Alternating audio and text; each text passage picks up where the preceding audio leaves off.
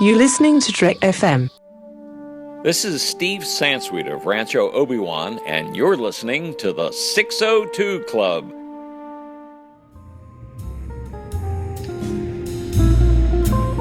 There was a little bar in Mill Valley where all the Starfleet trainees used to go. The 602 Club. You know it. I was there more times than I can remember.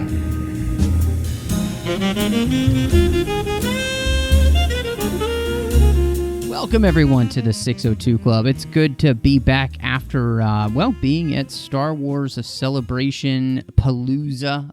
Last weekend I'm recording this here on April the 17th, the 18th. I can't even remember what day it is because I haven't had a lot of sleep even since then. But it was great and had a wonderful time. You can check out my Twitter if you want to hear what I talked about, because we're not talking about that tonight. We're not doing anything Star Wars related. We're doing Aliens. That's right, because we're working our way towards Alien Covenant. And we're not going to cover all the Aliens films. We're just going to cover these two, and then we'll cover that when it comes out. And I'm so excited to be here with none other than Brandon-Shea Mutala. How's it going, Brandon? I'm doing pretty darn good here, but I got to say this cornbread is just terrible. It is. I don't know who's serving this, but Ruby should take it off the menu because it's not good. I want some water to wash this down. That's all I need tonight is some water to wash this. Something.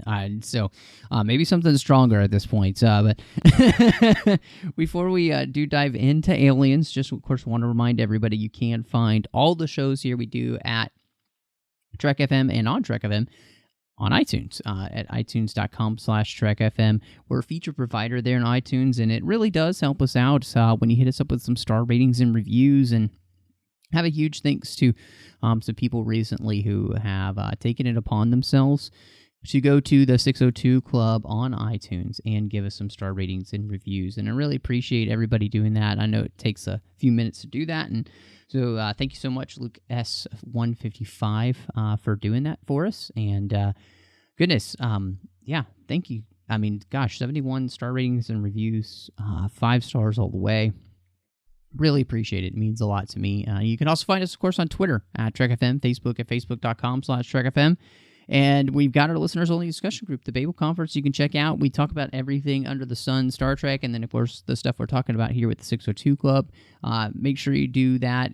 Go to Facebook, type Babel into the search field there, or if you are on our website at trek.fm, you will see a little part that says discussion on any of the menu bars there, and that'll take you right to our listeners-only discussion group. So, well, Brandon, before I watched this movie, I had a question for some friends of mine, and I know they're huge Alien fans, and the question was, theatrical or special edition?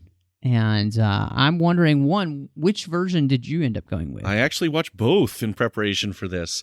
So I've got the Blu-ray release that came out a few years ago, and I picked it up for a really great deal on Amazon. It was $20 Canadian when I bought it on a Black Friday a couple years ago, and I mean, like, that's dirt cheap.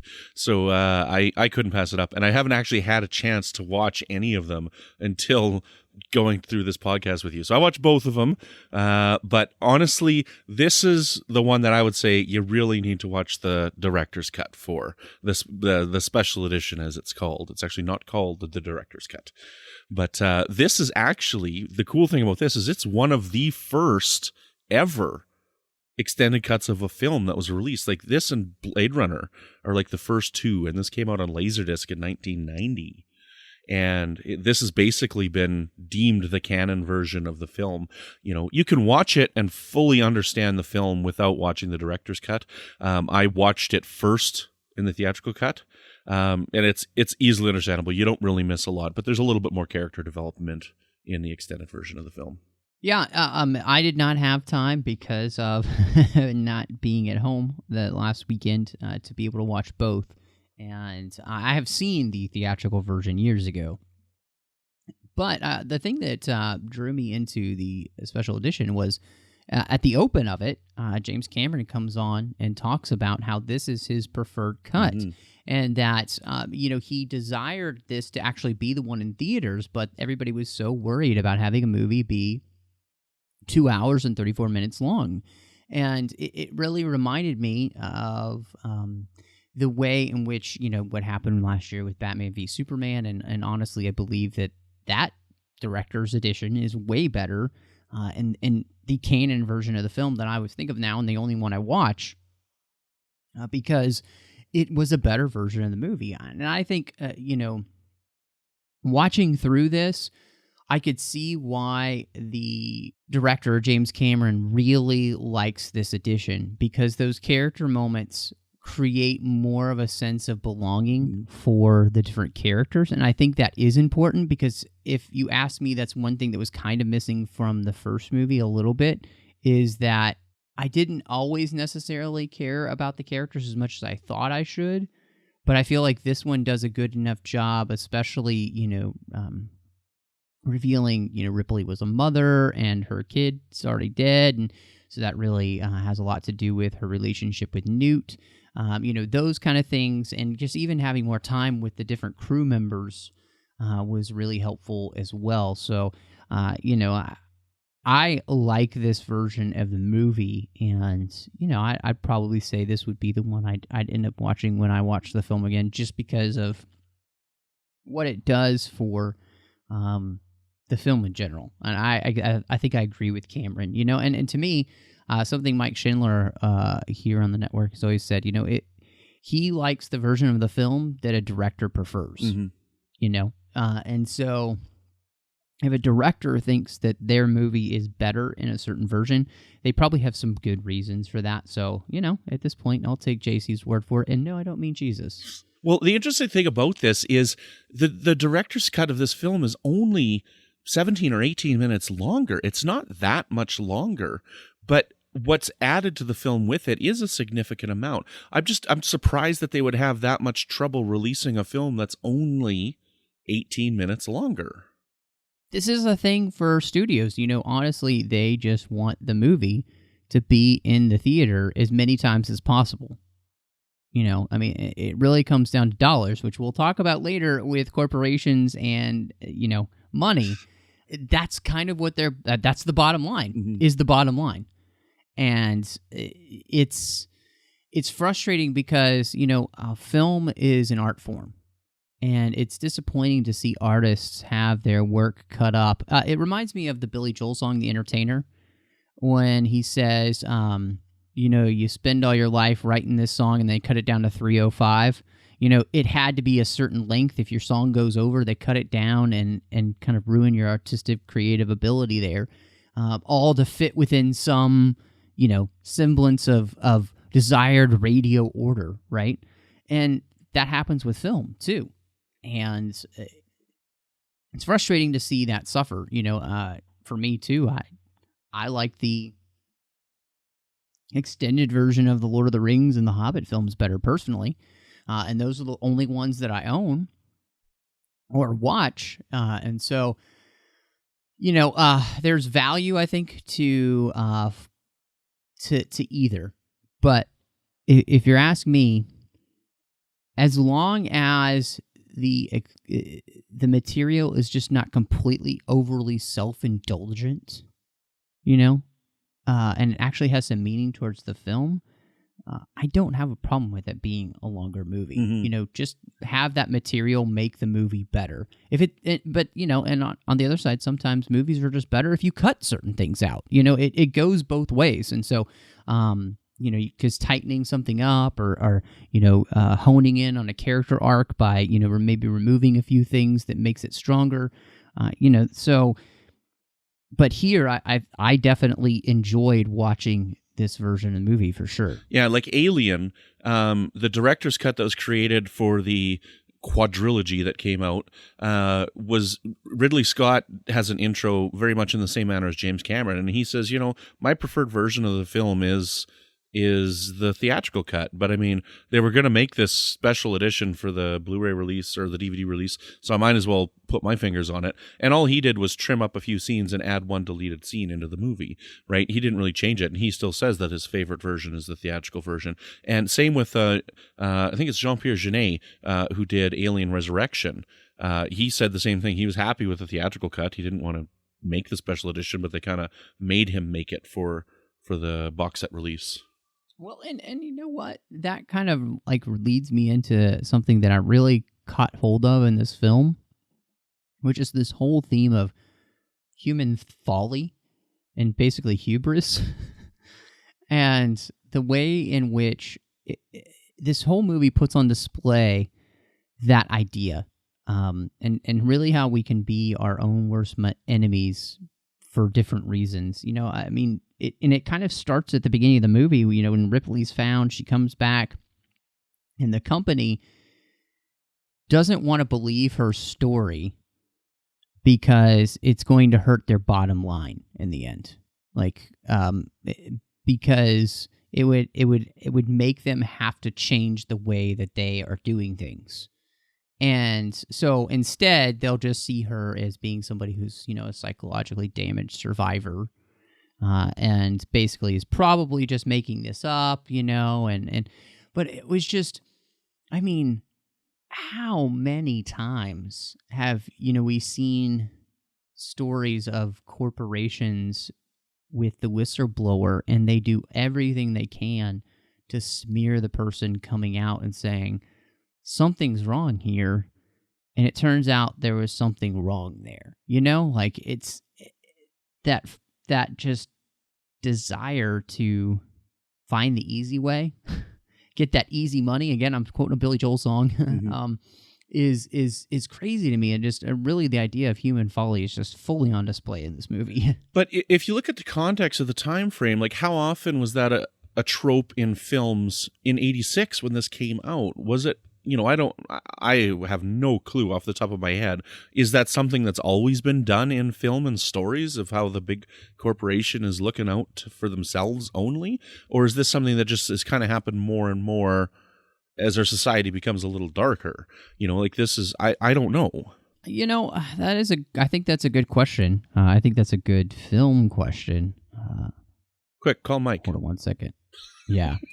Mike Schindler's not here to let us know, and he totally could. But I'm thinking of, you know, at that point, we've had a lot of that in the 80s. You know, Wall Street, the movie, is actually going to come out a year after this. And so I think, you know, definitely something that Oliver Stone kind of hits in that film. And I think probably, you know, I think the 80s were a time of definitely seeing corporations become more and more powerful, that's for sure. Mm-hmm. And governments and all that kind of stuff too. And so it doesn't surprise me to see this. And it was interesting because, again, like all good science fiction, especially like Star Trek, you know, you can put it in space in the future and remove it a little bit, the context from where we are now, and be able to say things to people that they might not like if the movie was, you know, set in the now. Current, yeah. You know, and I mean, quote unquote, the now, because we're not in 1986 anymore. Right. But, you know, I mean, this has definitely been something that's continued all the way to just a couple of years ago, like The Big Short, you know? I mean, if that movie doesn't make your stomach eat itself inside out, seeing the corruption and human folly on display, all for, you know, money and power, I mean, I kind of think there's probably maybe something a little bit wrong with you, because it's awful. I mean, so it was just interesting to see that here portrayed in the corporation, but that's not the only place we see it too, right? Because we also see it in Burke, mm-hmm. who becomes the embodiment in the personal view of that. Right. And we saw it in the first Alien as well. I mean, like the company sent them to the planet to bring that alien back, right? And I didn't remember the part where in this film where Burke sent the colonists to go and find the ship on his own without authority from the company. I had forgotten that part. So that was kind of an interesting revelation, seeing this movie for the first time in 12 or 13 years, however long it's been since I've seen this. And I do got to say, you know, Paul Reiser, I think, is fantastic in the role. I think he does a really good job. But yeah, it's a time when people are worried about themselves. I mean, in the director's cut, even they're talking about, and they're calling back to the home base about salvage rights and everything. And we're the people that found this. Do we get to keep it? And the guy's like, as far as I'm concerned, go ahead. I don't care. But, you know, I don't have the final say in it. Yeah, absolutely. You know, In a lot of ways, this is just kind of like Manifest Destiny in space. Everybody's looking for their claim to set still in the future, but now on an alien world that's being terraformed. Mm-hmm.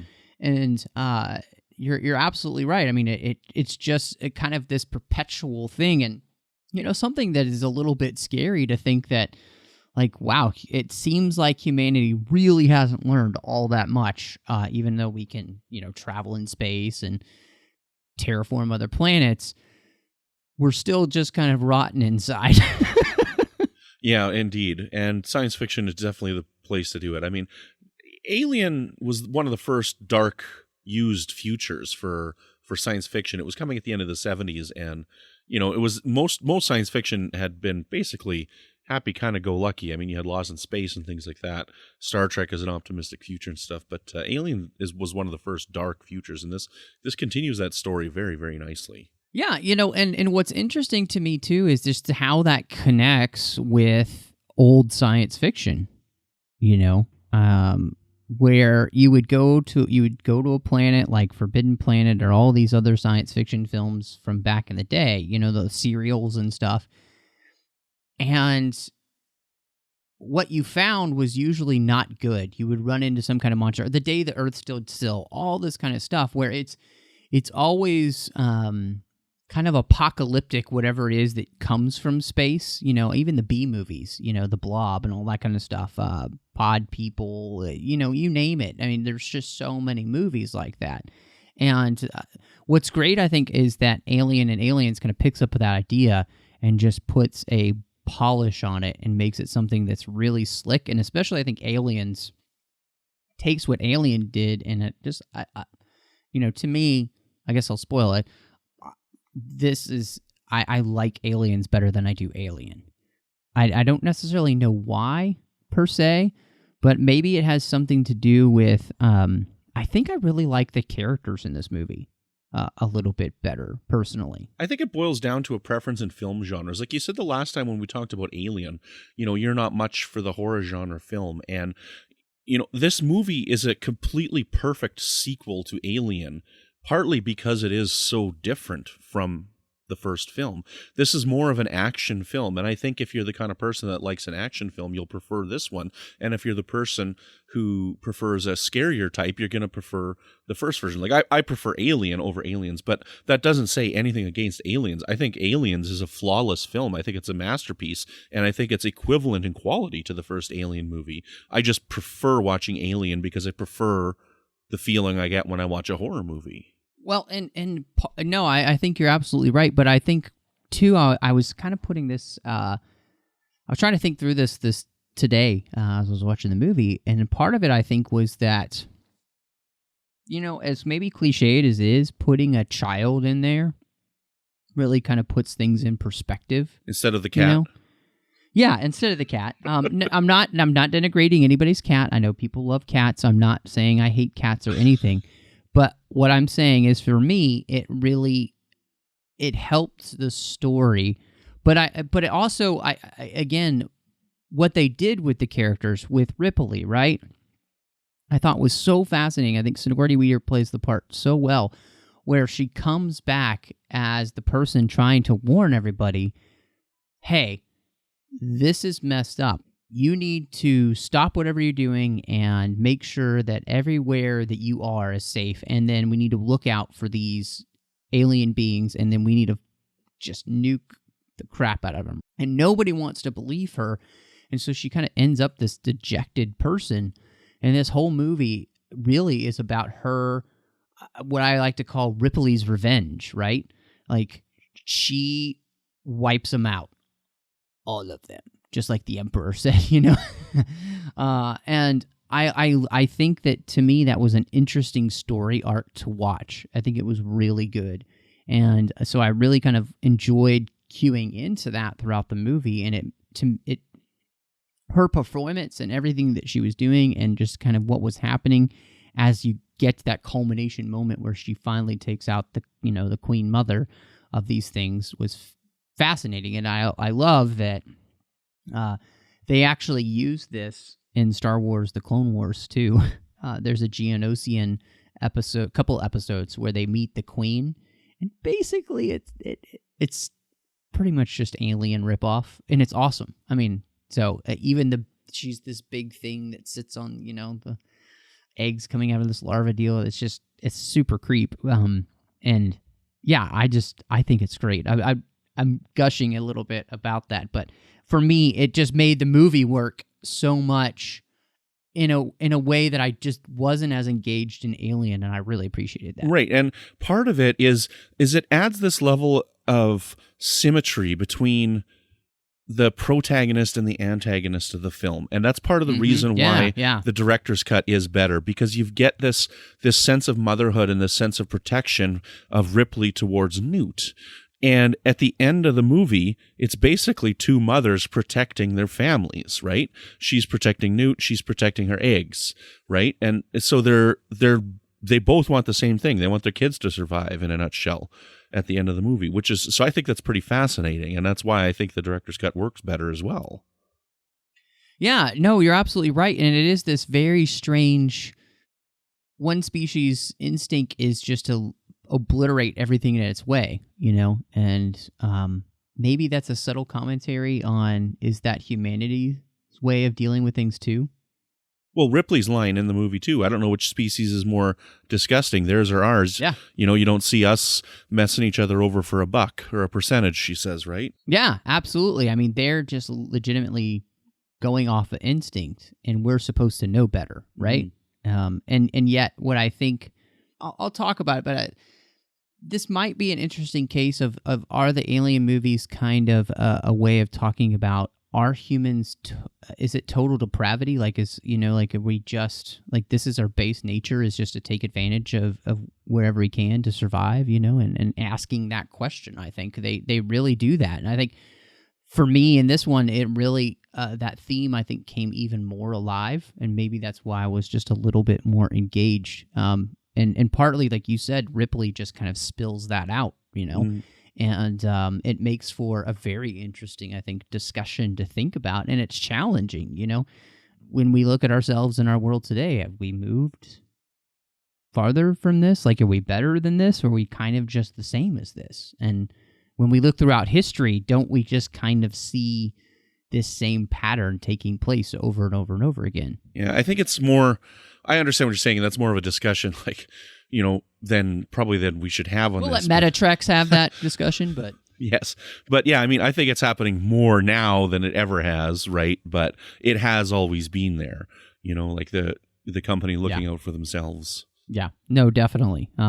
Well, and I really enjoyed too, and this was an interesting thing. I liked how they had all of the different soldiers, and Michael Biehn, I thought, was fantastic as Hicks, and I really liked his interplay with Ripley. And it was, I think, what I liked in this movie is that Cameron doesn't just out and out copy everything that happened in Alien, right? Like, a lot of things are different, and what was wonderful was to see that there was actually a person that was fully on Ripley's side the whole time. Like, he comes to trust her and to believe in her, and then do everything he can to help her. And see her as the person probably with the most brains in the outfit, and what needs to be done. And I liked the way he was played. This was a character that kind of really clued me into the movie, and I had a lot of fun watching. Yeah, Michael Biehn is great. I mean, he's a reoccurring actor that James Cameron has used. I mean, he was on Terminator, right? He was John Connor's dad in Terminator, which I'm drawing a blank as to the character's name right now. But anyways. Michael Connor. It's not Michael Connor, Isn't that it? I don't know. I can't remember. No, because it's Sarah Connor. Everybody's yelling at me right now, so that's fine. I can't remember it. I guess I can't remember his name. Anyways, it's bonkers. I'm a terrible, terrible Terminator fan. Everybody will yell at us on Twitter and on Facebook when they listen to the episode. So we can't keep all this nerd stuff in our head. It's got to leak hard out to somewhere. Remember it all. So. Yeah.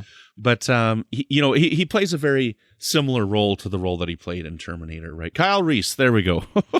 There you go. We Kyle got Reese. it. Did I do it? Take that, Internet. We didn't need you anyway. We didn't even have to look it up. I'm watching Brandon right now. I just want to make this clear, podcast listeners. I watched Brandon. He didn't go to the Google. It just came to him. So, right on. That's funny. He played a very similar character to Kyle Reese in Terminator, but it is. It's nice to see a character that is listening to her and accepting what she's saying, and like I get the impression that Burke believed her, right? Obviously, he believed her as well. He just had his own self-interest at heart, but Hicks is looking out for the mission as well. And having all these military people here, like this is also a very interesting parable storyline for the future of like a Vietnam story as well, right? Because absolutely. You've got all these, soldiers who've gone in, they're out of their element, they're being attacked by this overwhelming force that knows the terrain better than them and everything. So, it's an interesting parable story for Vietnam as well. Well, and it's interesting too because that plays out in the design work. We get things that look very much like Vietnam, like helicopters and that kind of stuff, so yeah, you're absolutely right. And it's, I like this character and I really enjoyed watching him. And I think I found him very engaging, in the same way that I found Paul Reiser's Burke very engaging as well, because you want to believe the guy, right?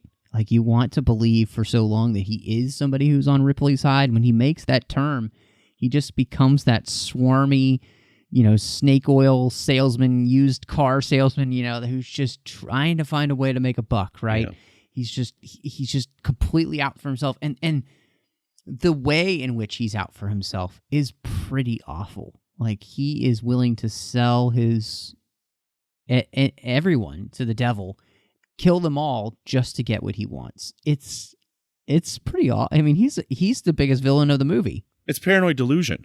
It's sad, really. It's pathetic, really. Absolutely, yeah. And he's fantastic in the role. I mean, he plays it so well because I think for a long time throughout the movie, you kind of do want to be on his side. It's Paul Reiser, right? Maybe I just think about Mad About You too much when I see Paul Reiser these days. But the old TV show that I'm sure other people listening to this, if you're not old enough, are like, what show? I don't understand. Who's but anyway, go check it out. Him and Helen Hunt. It was fantastic. I think Paul Reiser does great. I mean, when I was younger, I thought it was weird because, yes, I never watched Mad About You, but that's kind of what I know him from. But I think he's really good in the role as Burke. What's interesting about this film with Burke and the company is we get a lot of our history and what we know about the Alien franchise from this film. Now, write in, send us a message if I'm wrong, but, I did just watch Alien, and we don't hear of Weyland-Yutani in Alien. That's something that was created for this film, right? We don't actually hear the name of the company. And so this interesting idea of this company is like an everything company. They made the kids' bicycle. They made like their food that they have. They're the people funding the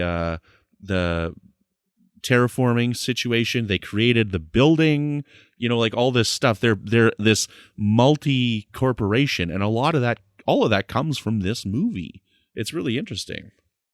I mean, you're in the 80s when the kid's riding the company big wheel. Yeah, exactly.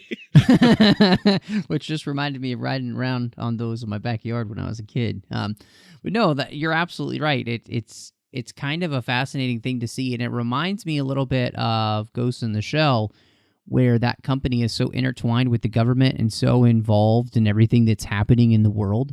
This company is similar to that, where they just kind of have their fingers in every single pie. Right, exactly. Which, I mean, I don't like somebody else's fingers in my pie. I really like what they did with the Bishop character. Oh, yeah. I think probably a good idea, as we talk about him, to just kind of talk about this whole idea of artificial limits, because this was interesting. In the first movie, it was hard to tell that it was an android in the first place, and then once it's revealed, it's very interesting, and it feels like the character is somewhat under the control of the company, right? Right. And they even kind of talk about that because obviously Ripley finds out that this is an artificial, and she flips out big time, and she doesn't want anything to do with him. Or the cornbread. And right, and you get Bishop telling her, look, those old units were a little bit dodgy. We've been changed, and we have parameters now set. So basically, the free will of, themselves, they cannot harm humans. And I just thought that was so interesting that because obviously we got James Cameron here, right? And so his idea is to make sure that they can't go all Terminator on us. Funny you should say that, because Lance Henriksen was also in Terminator. But the way that they created the Bishop character for this movie was perfect, because revealing that he's an android at the beginning of the film is perfect timing, because you immediately don't trust him. You are on Ripley's side. You've seen the first movie. You know what androids do. And Lance Henriksen, who I love, is such a spooky-looking individual, and he plays this role in such a muted way throughout the whole thing that you don't trust him throughout. That scene when that one guy gives him that delivery, and he looks up and he's quiet, and he's like, "No, I don't need anything." You're not trusting him the whole time. So when he actually turns out to be a good robot at the end of the movie, you're surprised, and that's the twist: is that he is a helpful android. Well, and I actually really, again, I just like that they just don't go the exact same way and that they take this one differently. It was an interesting thing because, especially in the land of Star Trek, we all talk about artificial intelligence, is something sentient or not. And definitely it feels like that these androids are not. They're not sentient in that way. You don't get that feeling. And they're very much just tools to be used for the company in different ways. But even though they're artificial, they still have that desire to want to continue to live. It created a really interesting thing about, you create something, do you have the ability to take away free will and all that kind of stuff. And I just liked that question that comes along with Bishop. But I also like that the question in the end is not whether or not he's the good guy, because he is a good guy.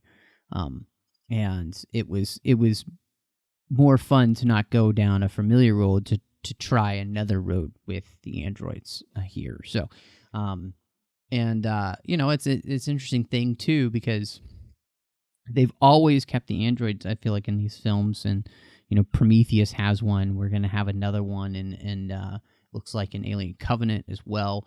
So that always seems to be one of these things on the ship. They never really seem to answer, I don't feel like, why. Like, what do they do that they're so needed?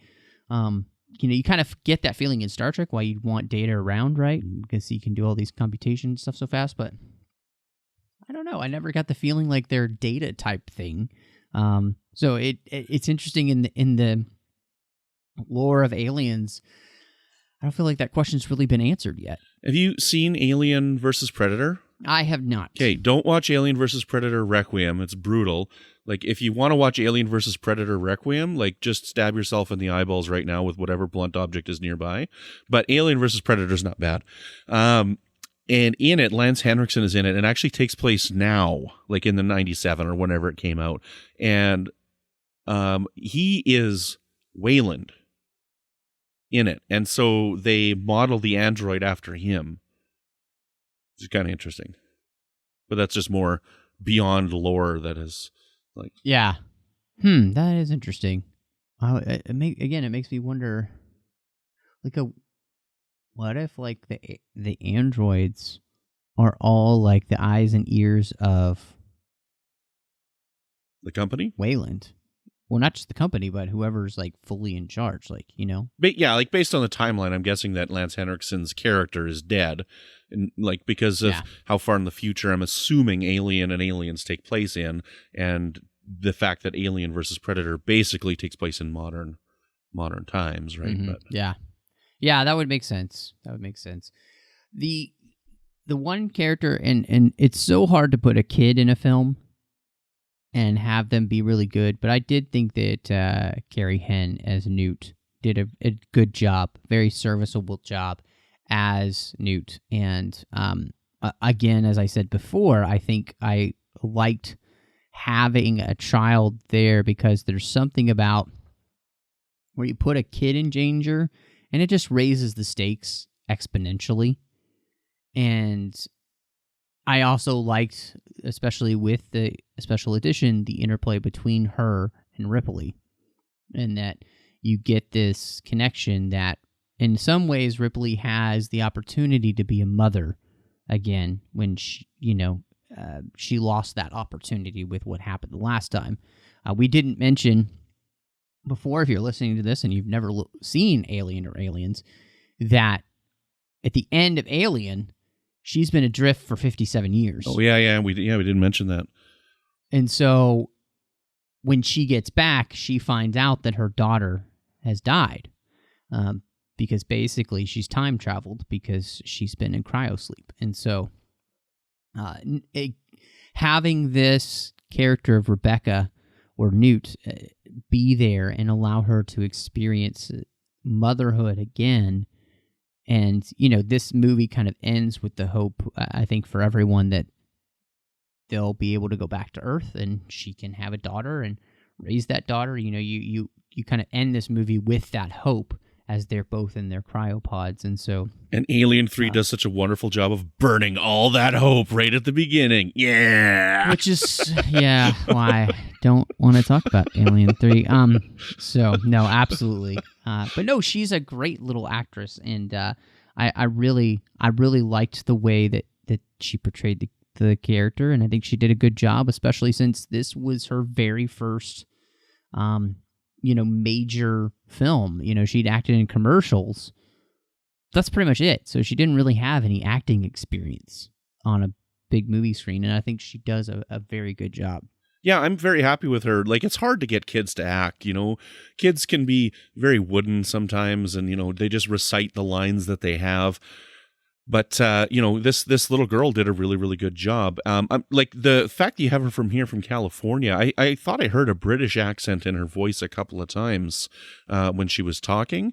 And I know that they filmed it in England, so I just assumed that she was an English actress, right? But, to see that she just didn't go on with it and just this was her only real major role and she became a teacher is pretty fascinating, right? Yeah, no, it is actually really cool. And she did receive a Saturn Award for this movie for Best Performance by a Younger Actor, so that's pretty cool. Mm-hmm. And it is interesting, too, that I wonder if it was just something where it just didn't end up being the thing that she wanted to pursue. Became a teacher. That's awesome, though. So not many people in this world kind of give that up and pursue something else like that. That's fantastic. A lot of the Marines kind of all flow together, but the one who I think stands out a lot is Bill Paxton. And I wanted to ask you what you thought about Private Hudson. The first time I saw this movie, like the first several times, like he's really one of the best things about the movie. He's funny, his lines are funny, and, he adds that comedic tension release that you really need in a movie that's this intense, right? Because you're laughing at just about everything that he says, right? Game over, man, game over. And that's been parodied who knows how many times, right? It's bonkers at how often that line has been said. But, watching it this time, I found it a little bit more annoying. And a lot of the lines are such James Cameron lines.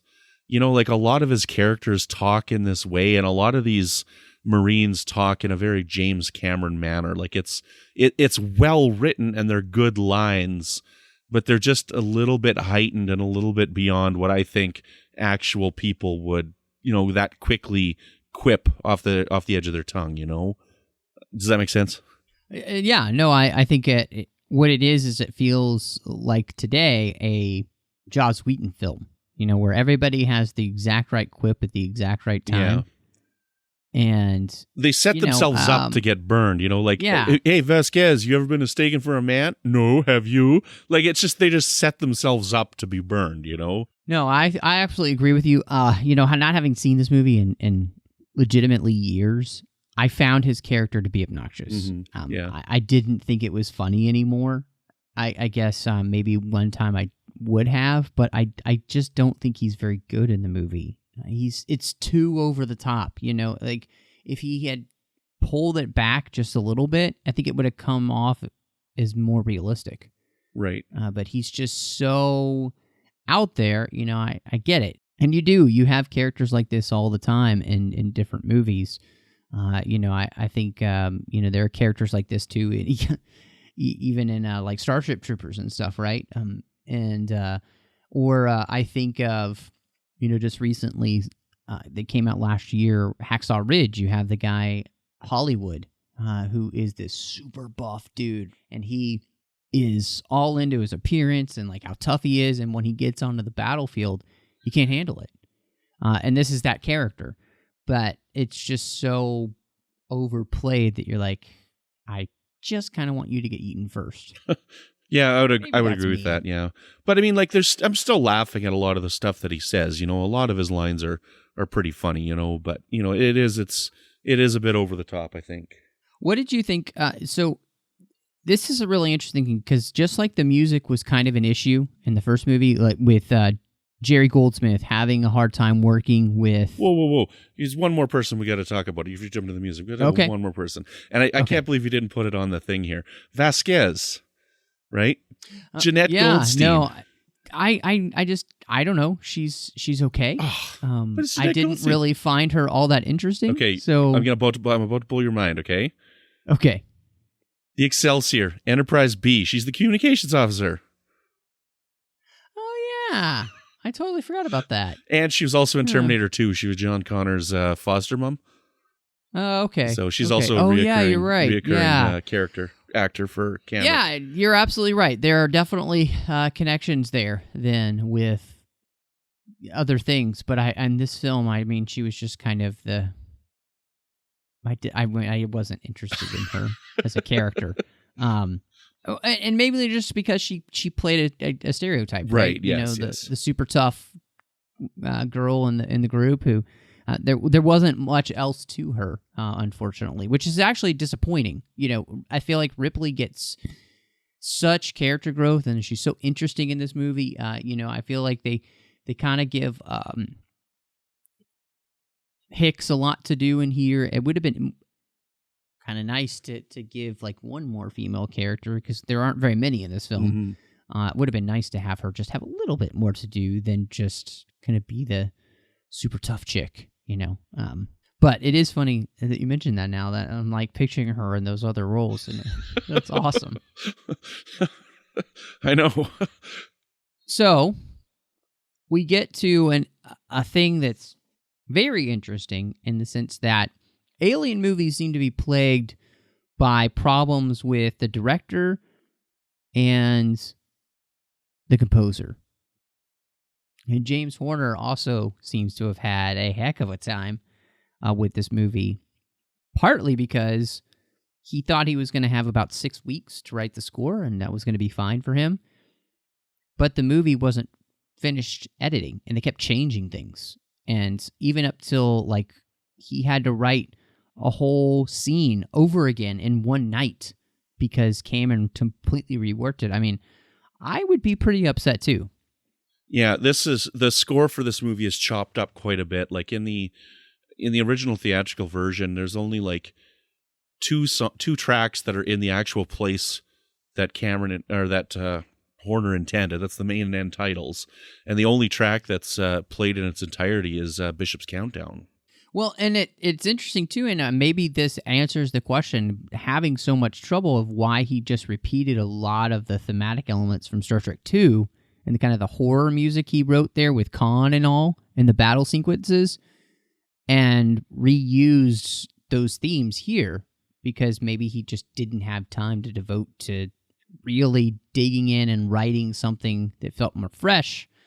You got so little time, you just kind of go back to what you had that worked. And it works here. I mean, the thing is that the music fits here very well, I think. There's nothing wrong with it. It's just interesting that you can hear tons of Star Trek II in this movie. Well, there's a couple of parts that I think are a little on the head, but I think it's not Star Trek II that you're hearing. I think it's more Star Trek III that you're hearing. And it's more like the Klingon cruise music, right, that you're hearing near the end of the movie. Well, I mean, it's I think it's a combination of both. Mm-hmm. I mean, because there's some of the Mutara and Nebula battle that's in here, and there's some of the super creepy music for Khan that's in there. But yeah, I think there's also still a lot of that Klingon. Right, which was only 2 years maybe before this that he did Star Trek 3, right? But there's one of the tracks that I like when he goes into that snare drum track where it's like, and it's like that military march thing that he's doing and stuff. I think it's a little on the head. But one of the tracks that we do have to talk about in this is Bishop's Countdown, which is the end piece. It's played twice in the film. It's played when they leave the planet and it explodes, and it's played again when Ripley's climbing out of the escape hatch that's sucking out all the air and whatnot. It's that like that really crazy action cue. Like that track was played in like every 80s and early 90s movie trailer ever. Like that track was used over and over and over and became a staple of my childhood. Like I knew that song before I ever knew Aliens because of just seeing so many trailers, Yeah. That's so funny you mentioned that because there are those movies that have the soundtracks that they end up using in like every trailer for like 20 years, it seems like. Yeah. And you don't know what original movie it came from, but it's in the trailer. Kind of like the theme to Dragonheart was used in so many trailers. Right. And I never knew what it came through until I saw Dragonheart. I was like, so this is where that music is from. Yeah. No, that's always funny to have happen. And again, I think that the music, it works great. It was just very interesting to see Horner have to kind of dig back in, reuse themes he had used before, and I'm guessing part of that has to do with the fact he just doesn't have a lot of time. Yeah. I mean, and however, like you said, he's completely. We were talking about he's rewriting an entire scene overnight because Cameron has been like, well, I kind of reworked it, so sorry about that. But he was still nominated for Best Original Score for this, even though his score was butchered for the film, Yeah, exactly. And I think that speaks to that.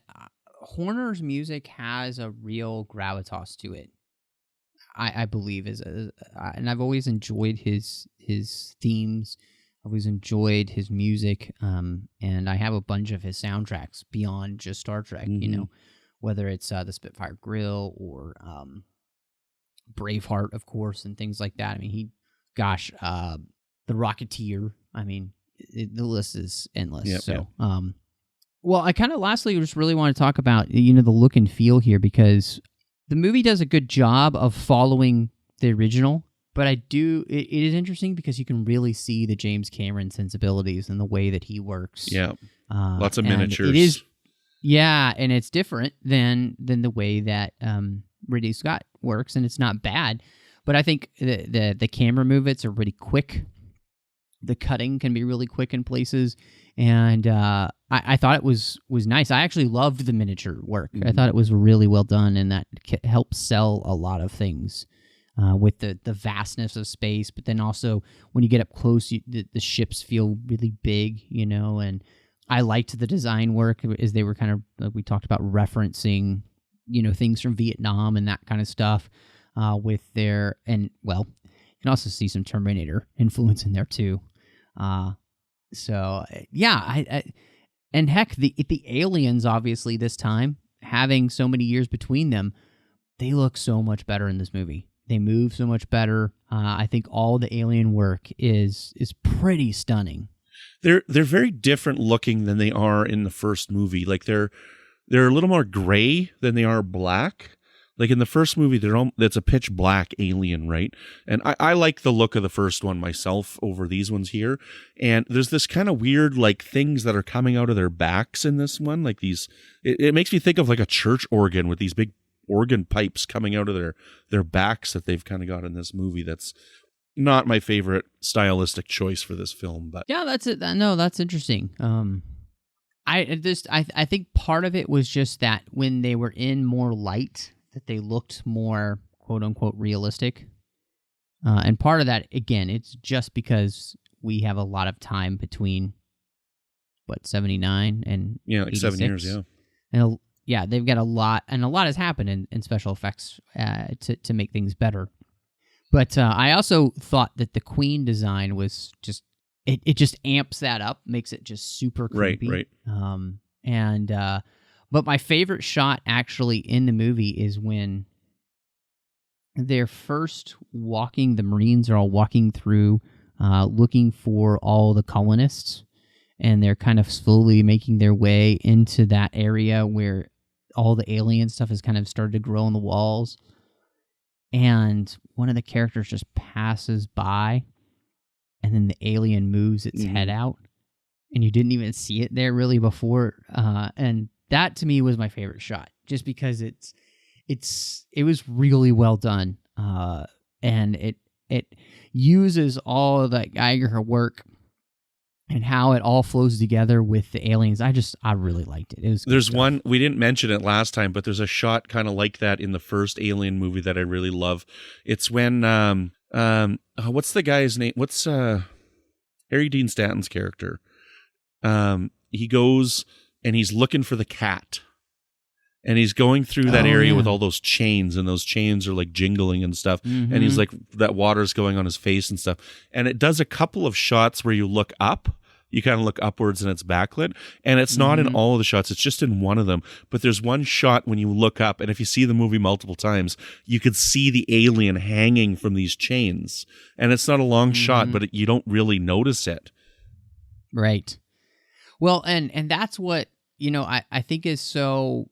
It's so fun about the kind of the design work and the way it's done, because, the aliens fit within the environment that they create to be able to hide themselves, so that when prey comes walking into their door, you don't realize that it was just right there all along.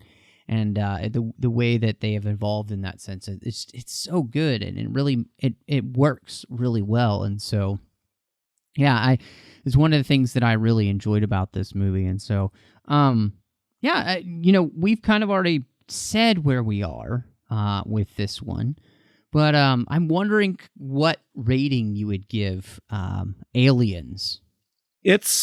I think this movie is equally as good as Alien. I love it. I think it's a masterpiece. I think it's the reason I prefer Alien over Aliens is just simply because I prefer horror movies over action movies. But this is almost a perfect sequel, and I love the way that James Cameron took it. I loved what he did with this. I love the characters that he created. I love the stylistic designs that he chose. And I'm probably going to give this, I believe I gave Alien a 9 out of 10, and I'm going to have to go the same with this one here. Like, it's almost a perfect film, and I would happily watch this at any time. Where I wasn't as involved with the other movie, with Alien, I like this one better, and I think it's a good movie, and it's still not something that grabs me so much in the way that it does so many other people, but I'm more invested in this one, and definitely it's a 4 out of 5, alien eggs for me, which I meant to ask you is. We'll talk about this right now. Was it interesting to you that the aliens seem more destructible in this movie? Like, it's easier to kill them? I just blame that more on the weapons, like these military futuristic weapons. I never really felt that, like, they didn't have the weapon technology in the first movie to be able to attack them, because that's not what they were set up for, where these military officers are designed to go in and, kick some butt. So I don't think that they really were more destructible. I think if Ripley had these guns in the first movie, she would have been able to. Mm-hmm. Yeah. No, absolutely. No, I think that makes complete sense, and I don't know why I hadn't thought of that before. So, this has been a blast to get to sit down and talk with you about, and hopefully, when we get to Alien Covenant, it'll be a good movie, and so, which I hope for every movie that I sit down to watch. So. Really want to thank the associate producers we have through the Patreon service with Ken Tripp and Davis Grayson. These guys are fantastic, and they really have been with us for so long here in the 602 Club, and their support really has meant the world to me. And so really thank them for that, and want to direct you over to patreon.com/TrekFM. And it's a huge network, as we were talking about earlier. We're a feature provider there on iTunes. We have so much going on. We have a show almost every day coming out for you. And we just can't do this alone. It's just too big. And so we need your help. go to patreon.com/trekfm and you can see how you can support us. We've got so many different ways that we give back to you for different levels. And honestly, look, every little bit helps. So every little bit that you can do, that's all that matters. And that's really what makes this network run, is you. And that's why we do it. We're here for you. We want to entertain you and have a good time doing it. And so we appreciate all that you do for us as listeners. And it was our goal is to keep doing that for you. So Brandon, before we get out of here, let everybody know, where they can find you if they want to talk a little Alien maybe with you, or I mean, you've got so much else going on. So what projects do you want to pimp? You can find me on Twitter at Brandon-Mutala. And if you look on the Trek FM Twitter site, over the last week or so, I've been doing a daily Twitter poll on a various Star Trek topic of all over the franchise. And you could find me every once in a while poking my head up in the Babel Conference. And as for podcasting, I host Melodic Treks, which is all about the music of Star Trek. And that's here on Trek FM. I also co-host Warp 5, which even if you're not an Enterprise fan, you should check the show out. We've been doing a lot of great interviews with actors and writers, and we even had an interview with Manny Cotto, who's a producer for 24, and he did the last 2 seasons of Enterprise, so that was episode 100. But we had a great interview with Tucker Smallwood on episode, I think it was 106 of Warp 5, but check it out. Even if you're not a Star Trek Enterprise fan, we're doing some really great stuff over there. And just tonight, before I was podcasting with you, I recorded the 3rd episode for our Alfred Hitchcock podcast, which is called Good Evening, and will be released very, very, very soon. You can find us on Twitter at Good Evening Pod, and in Facebook, just search Good Evening. Goodness, my friend, I don't know when we have time to sleep between What's the two that? of us, so... Yeah, I don't know. I really don't. So, you can find me on Twitter at MattRushing02. You can also find me on Instagram at MRushing. I'm here on the network with Chris Jones doing The Orb with Deep Space Nine. We do hope to be back to that soon, so just keep your fingers crossed. I'm on the Nerd Party Network talking Star Wars with John Mills, where we talk just everything Star Wars that we possibly can. We just 2 guys hanging out, talking Star Wars. It's a lot of fun. Owl Post with Dre Kaufman, going through each and every chapter of Harry Potter together. It's so much fun. We're almost done with the first book, and looking forward to hitting up the Chamber of Secrets. Last but not least, don't forget, you can find Star Wars' 602 Club collection. So if you're a huge Star Wars fan and you can't get enough, obviously, we love Star Wars here, too, on the 602 Club, and we have a whole feed just dedicated to that, so make sure you check that out as well on iTunes. Well, thank you so much for joining us, and y'all come back now, you hear?